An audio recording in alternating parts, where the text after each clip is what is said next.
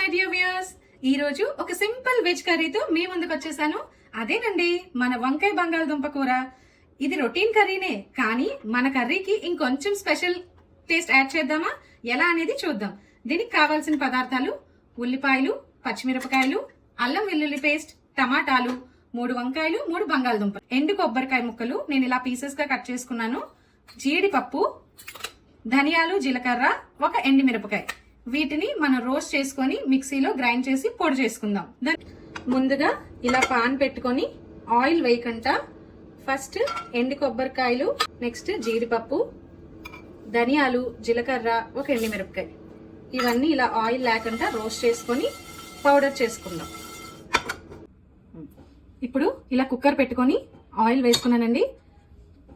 Oil heat అయింది. ఉల్లిపాయలు, పచ్చిమిరపకాయలు వేసి దోరగా వేయించుకోండి. ఇప్పుడు కాస్త పసుపు యాడ్ చేసుకోండి. ఇలా తాలింపులోనే పసుపు యాడ్ చేసుకోండి. తర్వాత పసుపు వేస్తే చాలా పచ్చి వాసనగా ఉంటుంది. ఇలా నూనెలో వేగితేనే పసుపు ఫ్లేవర్ మనకి పచ్చిగా తగలదండి. ఇప్పుడు పసుపు వేసుకున్న తర్వాత ఇప్పుడే ఉప్పు కొంచెం వేయండి. మిగిలిన ఉప్పు టమాటాలు యాడ్ చేసుకున్నాక కలుపుకుందాం. ఇప్పుడు ఉప్పు వేయడం వల్ల ఉల్లిపాయలు వేరంగా వేగుతుంది. దీని తర్వాత అల్లం వెల్లుల్లి పేస్ట్, ఇలా అల్లం వెల్లుల్లి పేస్ట్ యాడ్ చేసుకొని కాస్త పచ్చి వాసన పోయే వరకు ఇలా వేపుకోండి.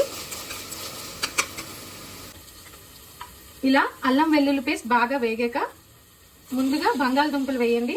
వంకాయ కన్నా కొంచెం గట్టిగా ఉంటుంది కాబట్టి ముందుగా బంగాళదుంపలు వేసి ఇలా ఫ్రై చేసుకోండి.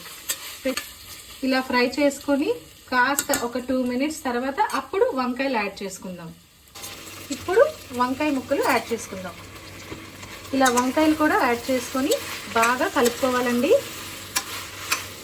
ఇప్పుడు బాగా కలుపుకున్న తర్వాత మూత పెట్టి ఒక 5 మినిట్స్ ఇలా వదిలేయండి. దీని తర్వాత మనం టమాటాలు యాడ్ చేసుకుందాం. 5 నిమిషాల తర్వాత మన వంకాయ బంగాళదుంపలు కాస్త మగ్గాయండి. ఇప్పుడు టమాటాలు యాడ్ చేసుకొని ఇంకొకసారి మళ్ళీ కలుపుకోండి. టమాటాలు కూడా కొంచెం మగ్గిన తర్వాత ఇప్పుడు కొంచెం ఉప్పు వేసుకోండి.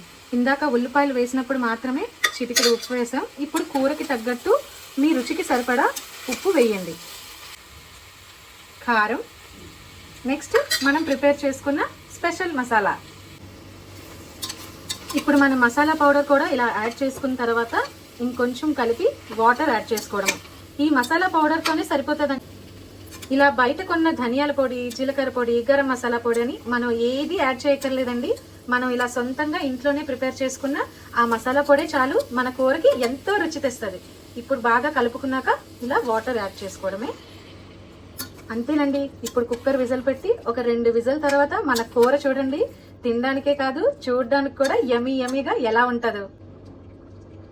ఇలా వాటర్ కూడా యాడ్ చేసుకున్న తర్వాత మీరు గనక కర్డ్ లవర్ అయితే మీ కూరలోకి ఇలా పెరుగు వేసుకోండి.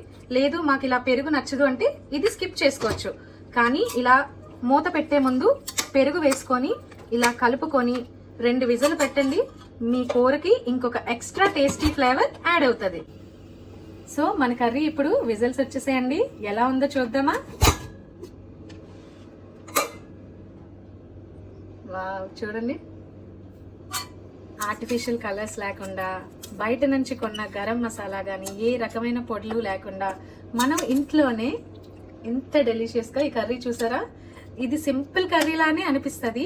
కాకపోతే నేను చెప్పిన మసాలా ట్రై చేయండి, సూపర్గా టేస్ట్ మారిపోతుంది. మీకు ఖచ్చితంగా నచ్చుతుందండి. మీరు కూడా ట్రై చేసి ఎలా కుదిరిందో చెప్పండి. మన కూర ఇలా సర్వింగ్ బౌల్లో తీసుకొని కొత్తిమీరతో గార్నిష్ చేసుకున్నానండి. చూడడానికి ఎంత యమీగా అనిపిస్తుందో, తినడానికి ఇంకా ఇంకా యమీగా అనిపిస్తుంది.